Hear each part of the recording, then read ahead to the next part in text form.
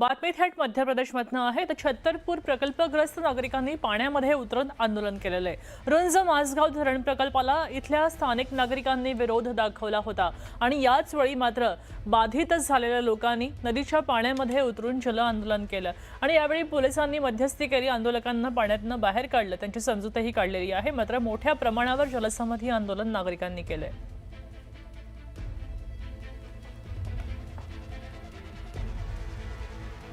बातमी आहे नवी मुंबईतल्या शिंदेंच्या शिवसेना महिला आघाडीच्या उपजिल्हा प्रमुखाला अटक केलेली आहे। पूजा बनसोडेंना तुर्भे पोलिसांनी खंडणी प्रकरणी आता अटक केलेली आहे। स्क्रॅपचा व्यवसाय करणाऱ्या व्यावसायिकाकडनं 2 लाख रुपयांची खंडणी तिनं मागितली होती असा बनसोडेंवर आरोप आहे आणि त्याचबरोबर खंडणी द्यायला नकार दिला तर मारहाण आणि शिवीगाळ केल्याचाही आरोप तक्रार देणाऱ्यानं केलेला आहे। त्यामुळे तुर्भे पोलिसांनी ही कारवाई केली आणि त्याचबरोबर इतर 3 जणांचा सध्या शोध सुरू आहे। आपण पाहतोय की या ठिकाणी स्क्रॅप व्यावसायिकाकडनं या महिलेनं 2 लाखांची खंडणी मागितली आणि खंडणी द्यायला नकार दिला, त्यानंतर शिवीगाळ केली, मारहाण केली। तेव्हा पूजा बनसोडे सोबतच्या इतर आरोपींचाही सध्या शोध सुरू आहे। आपण पाहतोय की आता पूजा बनसोडे शिवसेना महिला आघाडीच्या त्या उपजिल्हा प्रमुख आहेत, त्यांना आता अटक झाली। बातमी रायगडमधनं आहे। इथं जिल्ह्यातल्या इर्शालवाडी दुर्घटनेला आज 3 वर्ष पूर्ण झाली।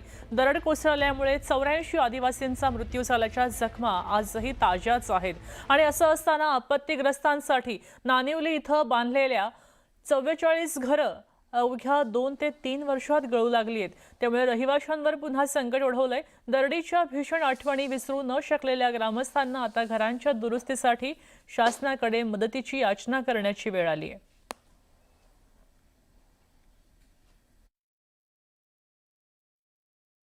ती गोष्ट काढली ना का आपल्या डोळ्याला सुयाच मग चिकर सुयाचं त्याची गोष्ट काढली का मग बोलत ना माझ असली सी आता घरवालं ना मालक ना तर माझं हालच झालं ना मग तुम्हाला चिकर आठवणेच आहे त्यांची चिकर आठवणेच माझं। चांगली आहेत का? हो गळतात ना? गळतात बाकीचे गळतात हां मग आणि दुसरं काही नाही, दुसरं लिकेज होतो ना। हां हा ते आम्हाला करून पाहिजे हो। रत्नागिरी जिल्ह्यातल्या दापोली तालुक्यामध्ये मळे सुतारवाडीवर भूस्खलनाचं मोठं संकट निर्माण झालंय। मुसळधार पाऊस आहे, त्यामुळे डोंगराला तब्बल 2 किलोमीटरपर्यंत आणि आत 2 ते 4 फूट खोल भेगा पडलेल्या आहेत असं ग्रामस्थांनी म्हटलं आणि त्यांच्यामध्ये भीतीचं वातावरण पसरलंय। महसूल प्रशासनाने तातडीने स्थलांतराचे आदेश दिलेले आहेत आणि भूवैज्ञानिकांच्या पथकाकडून परिसराची पाहणी सध्या सुरू आहे। अहवालानंतरच पुढचा निर्णय घेतला जाणार असला तरी सध्या सुतारवाडीतले नागरिक आता भीतीच्या छायेत जीवन जगतायत।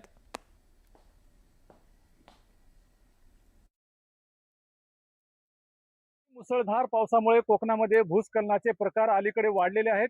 दापोली तालुक्यामधल्या मळे येथे मोठ्या प्रमाणात डोंगराला भेगा गेलेल्या आहेत आणि इथल्या सुतारवाडीला धोका निर्माण झालेला आहे। आपण पाहतोय सुमारे 2 ते 3 फूट खोल या भेगा आहेत आणि जवळजवळ 1 ते 2 किलोमीटर पर्यंत या भेगा पडलेल्या आहेत। त्यामुळे इथे जवळ असणाऱ्या सुतारवाडीला धोका निर्माण झालेला आहे। सुतारवाडीत 9 कुटुंबीय या ठिकाणी राहतात।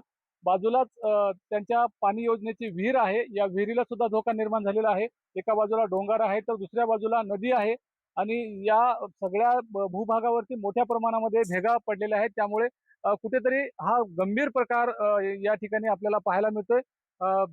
महसूलची टीम या ठिकाणी येऊन पाहणी करून गेली, मात्र भूगर्भ वैज्ञानिकांना या ठिकाणी पाचारण केलं जाणार आहे आणि त्यानंतर भूगर्भ वैज्ञानिक नेमकं काय सांगतात, त्यांचा अहवाल नेमका काय येतो त्यावरूनच या वाडीचं भवितव्य ठरणार आहे। कारण जर का रात्री अपरात्री या ठिकाणी मोठ्या प्रमाणात भूस्खलन झालं तर त्यांना इथून स्थलांतरित होण्यासाठी सुद्धा जवळपास कुठली वाडी नाही किंवा कोणती व्यवस्था नाही। त्यामुळे गंभीर प्रकार टाळण्यासाठी प्रशासन नेमकं काय भूमिका घेतं हे सुद्धा पाहणं तितकंच महत्त्वाचं आहे।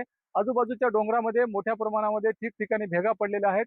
अतिमुसळधार पावसामध्ये या ठिकाणी त्यांना राहणं योग्य नाही आणि त्यावरती नेमका प्रशासन काय तोडगा काढतं आणि त्यांच्या जीविताला असणारा गंभीर जो धोका आहे तो नेमका प्रकार कसा टाळतो याकडे त्यांच्या नजरा लागलेल्या आहेत। मात्र अलीकडे हवामान विभागाने अतिमुसळधार पावसाचा कोकणाला इशारा दिलेला आहे आणि त्यापूर्वीच यांची सुरक्षित स्थळी त्यांना स्थलांतर करणं आणि त्यांच्या जीविताला असणारा धोका टाळणं तितकंच महत्त्वाचं सुद्धा आहे. शिवाजी गोरे, न्यूज 18 मराठी, दापोली, रत्नागिरी.